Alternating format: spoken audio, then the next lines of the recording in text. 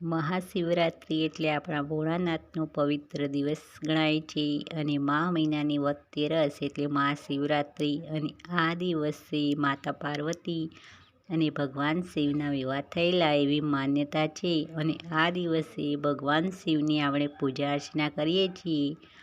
તો ઘણી ચીજો એવી છે કે જે ભગવાન ભોળાનાથને પ્રિય છે અને તેના વગર શિવજીની પૂજા અધૂરી ગણાય છે. અને એમાંય વળી બે ચીજ એવી છે કે જે મળી જાય તો આપણા ભાગ્ય ખુલી જ જાય. તો પહેલાં જાણીશું કે કઈ વસ્તુ વગર પૂજા અધૂરી ગણાય, કઈ વસ્તુ શિવજીને પ્રિય છે. પછી જાણીશું કે કઈ વસ્તુ મળી જાય તો ભાગ્ય ખુલી જાય. તો પહેલાં જાણીએ કે કઈ વસ્તુ પ્રિય છે. તો બીલીપત્ર, જળ અને ધતૂરો આ વસ્તુઓ શિવજીની અતિ પ્રિય છે અને તેના વગર શિવજીની પૂજા અધૂરી ગણાય છે. તો શિવરાત્રિના દિવસે જો તમે શિવજીના મંદિરે જવાના હોવ અથવા ઘરે પૂજા કરવાના હોવ તો આ વસ્તુઓ તમારે પૂજામાં સામેલ અવશ્ય કરવી જોઈએ.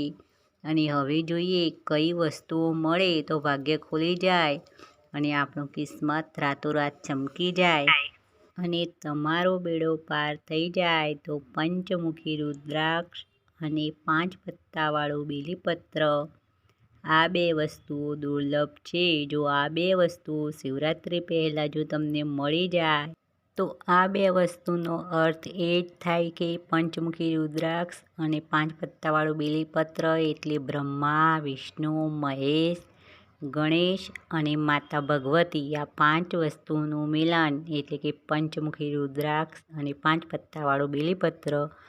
તો જો આ બે વસ્તુ તમને શિવરાત્રિ પહેલાં મળી જાય તો શિવજીની પૂજામાં શિવરાત્રિના દિવસે અવશ્ય સામેલ કરવું. અને પૂજા કર્યા પછી આ બંને વસ્તુ એટલે કે પંચમુખી રુદ્રાક્ષ અને 5 પત્તાવાળું બીલીપત્ર પૂજા બાદ ઘરે લઈ આવવું અને તમારી તિજોરીમાં રાખવું. તો તમને આર્થિક રીતે કદી પણ ધનની કમી રહેશે નહીં અને મહાદેવજીની કૃપા હંમેશ માટે તમારા પર બની રહેશે એટલો તમને લાભ થશે. અને આ ઉપરાંત જો શિવરાત્રિના સમયના પહેલાં જો સપનામાં તમને સાપ દેખાય તો તે પણ તમારા માટે અતિ ઉત્તમ ગણાય છે.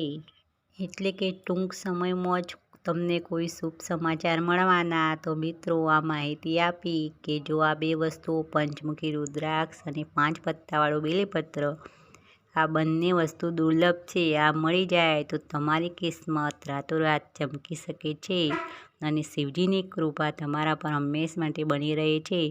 તો મિત્રો વિડીયો પસંદ આવે તો એક લાઈક અવશ્ય કરવું, શેર પણ કરો અને આવા નવા વિચાર જાણવા મારી નવી વિચારધારા ચેનલને સબસ્ક્રાઈબ કરો. ફરી મળીશું નવા કોઈ વિચાર સાથે નવી વિચારધારા.